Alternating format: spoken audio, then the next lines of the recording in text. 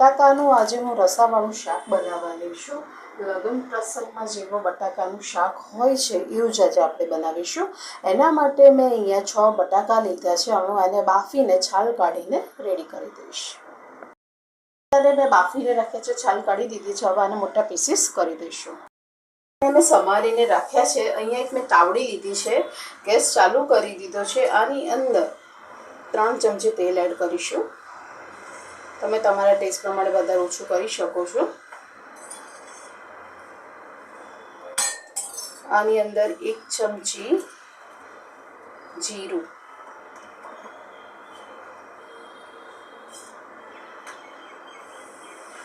5 થી 6 પત્તા લીમડાના, અડધી ચમચી હિંગ,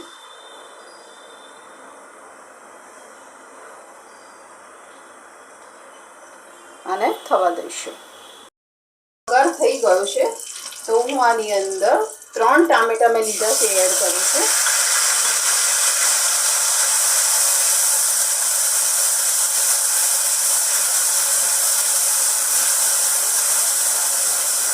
મેં નાના ટામેટા લીધા હતા, તો જો તમારી પાસે મોટા ટામેટા હોય ને તો 2 ટામેટા લઈ લેવાના. આની અંદર ટામેટા સોફ્ટ થાય એના માટે હું અત્યારે 1 ચમચી જેટલું મીઠું એડ કરી દઉં છું.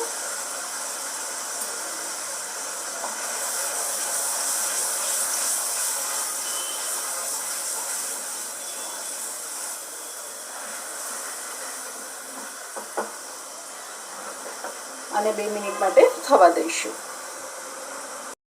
છૂટું પડવા માંડ્યું છે તો આની અંદર 2 સૂકા લાલ મરચાં પણ એડ કરું છું.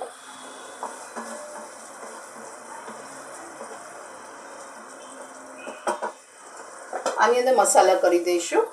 તો હું 1 ચમચી લાલ મરચું નાખું છું, 2 ચમચી ધાણા જીરું. તમે તમારા ટેસ્ટ પ્રમાણે વધારે ઓછું કરી શકો છો. અડધી ચમચી હળદર, અડધી ચમચી ગરમ મસાલો. મીઠું નાખી દીધું તો હવે મીઠું નહીં એડ કરવાનું.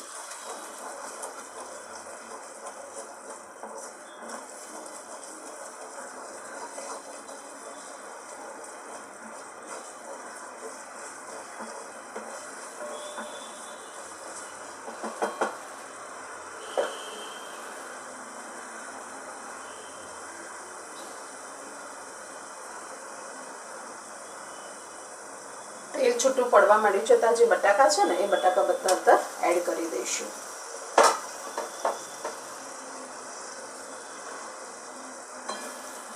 આ બધો મસાલો એક વખત મિક્સ કરી દેવાનો.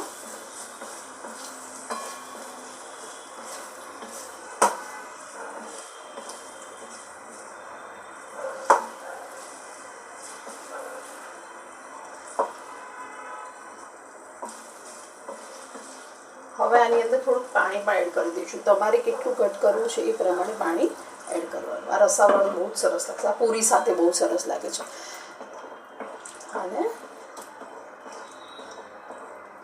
2 મિનિટ માટે થવા દઈશું. ટામેટાનું બેલેન્સ કરવા માટે હું આની અંદર થોડો ગોળ પણ એડ કરું છું. તો 1 ચમચી જેટલો મેં ગોળ લીધો છે. તમે તમારા ટેસ્ટ પ્રમાણે વધારે ઓછું કરી શકો છો.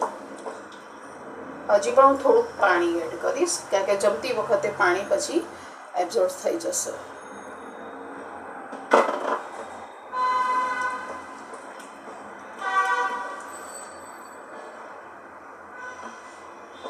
અને 5 મિનિટ માટે થવા દઈશું.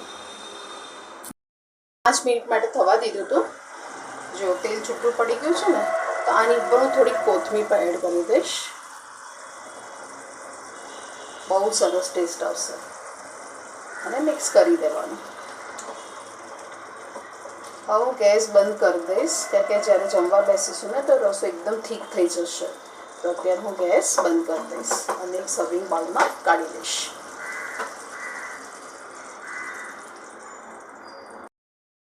બટાકાનું રસાવાળું શાક મેં એક બાઉલમાં કાઢી લીધું છે સર્વિંગ પ્લેટમાં. તો તમને મારી આ રેસીપી કેવી લાગી? અને આની ઉપર હું થોડી કોથમીરથી ગાર્નિશ પણ કરીશ. તમને મારી રેસીપી કેવી લાગી, સારી લાગી તો લાઈક કરો, કોમેન્ટ કરો, સબસ્ક્રાઈબ કરો અને મને કોમેન્ટમાં જરૂરથી કહો કે તમને મારી રેસીપી કેવી લાગે છે. કોમેન્ટ ફ્રી છે, કોમેન્ટમાં કોઈ ચાર્જ નથી, જસ્ટ કોમેન્ટ જ કરવાની છે અને એક લાઈક પણ ફ્રી જ છે. Thank you for watching.